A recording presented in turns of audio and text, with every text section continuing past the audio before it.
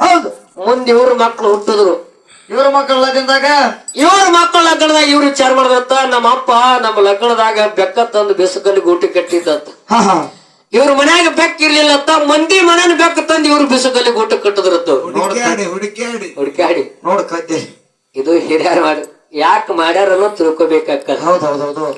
ಹಿರಿಯರ ಮನಿ ದೇವರ ಮಾಡ್ಯಾರ ಯಾಕಂತ ಕೇಳಿದ್ರ ಅವ್ರವ್ರು ಒಂದೊಂದು ಉದ್ದೇಶ ಪೂರ್ವಕವಾಗಿ ಮಾಡ್ಯಾರ. ಇವ್ ಯಾವ ಮನಿ ದೇವರುಗಳಲ್ಲ. ನಿಮ್ಮ ಮನಿ ದೇವ್ರ ಯಾತ ಕೇಳಿದ್ರ ನಿಜವಾದ ಮನೆ ದೇವ್ರು. ನಿಜವಾದ ಮನಿ ದೇವ್ರ ಯಾರಂತ ಕೇಳಿದ್ರ, ನಿಜವಾದ ನಮಗ ದೇವ್ರ ಯಾರಂತ ಕೇಳಿದ್ರ ತಾಯಿ ತಂದಿನ ಮನೆ ದೇವರ. ಹೌದೌದೌದೌದು. ಇಲ್ಲಿ ಈಗ ಲೆಕ್ಕದಾಗ ಅದೇ ಬಂದ. ಹೆಂಡತಿಗೆ ಗಂಡನೇ ದೇವರ, ಮಕ್ಕಳಿಗೆಲ್ಲ ತಾಯಿ ತಂದಿನೇ ಮನಿ ದೇವರುಗಳು. ಇದು ಒಂದು ನೆನಪಿಟ್ಕೊಂಡು ಬಿಡ್ರಿ. ಜೀವನದೊಳಗೆ ಯಾವ ದೇವರಿಗೆ ಹೋಗೋದು ಹರಕತೆ ಇಲ್ಲ. ಹೌದೌದು. ಇದು ಪಕ್ಕ ಇದು ನಾ ಹೇಳುವಂತ ಮಾತು ನಿಮಗೆ ನೆಗಚೆಟ್ ಆಗಬಹುದು. ನೀವು ಹೇಳುವಂತ ಮಾತು ನೀವು ನೆಗ್ಲೆಕ್ಟ್ ಮಾಡಬಹುದು ಕರೆ, ಆದ್ರೂ ಇದು ವಾಸ್ತವಿಕ, ಇದು ಸತ್ಯದ ಮಾತೈತಿ. ಸತ್ಯದ ಮಾತು ಇದೆ.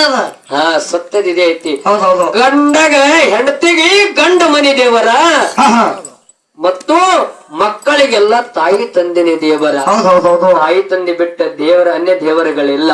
3 ಮಾತು ಪಾಲನೆ ಮಾಡ್ರಿ. ಹಾ, ನೀವು ಜೀವನದೊಳಗ ಉದ್ಧಾರ ಆಗಬೇಕಂದ್ರ ತಾಯಿ ತಂದೆ ಎಂದು 3 ಮಾತುಗಳನ್ನ ಪಾಲನೆ ಮಾಡ್ರಿ. ಏನಂತ ಕೇಳಿದ್ರ, ಇನ್ನೊಬ್ಬರು ಚಪ್ಪಲ್ನೊಳಗೆ ಕಾಲ್ ಹಾಕೋದು ಬಿಡ್ರಿ, ಇನ್ನೊಬ್ಬರು ಸಂಸಾರದೊಳಗೆ ಕಣ್ಣು ಹಾಕೋದು ಬಿಡ್ರಿ. ಅಪ್ಪ ವಯಸ್ಸಿನ ತಾಯಿ ತಂದೆಗೆ ಅವರಿಗೆ ತಿರಸ್ಕಾರ ಮಾಡದೆ ಅವರಿಗೆ ಸಾಯುತನ ಅನ್ನ ಹಾಕುವಂತ ಒಂದು ವಿಚಾರಗಳು ನಿಮ್ಮ ತಲೆಯಾಗಿಡ್ರಿ. ನಿಮ್ಮ ಜನ್ಮ ಸಾರ್ಥಕ ಆಗ್ತದಂತಕ್ಕಂತ ಮಾತು ಮಾತ್ಮರ್ಯ ವಿಚಾರದು. ಇಲ್ಲಿ ನೋಡು, ತಾಯಿಗೆ ಹೆಡಕಿಡದ ಮಗ ಹೊರಗೆ ಹಾಕದ, ತಾಯಿ ಹೊರಗೆ ಬಂದಳು. ಹೊರಗೆ ಬಂದು ಹೊಳ್ಳಿ ನಿಂತು ಮನಿ ಮುಂದೆ ನಿಂತ ತಾಯಿ ತಳ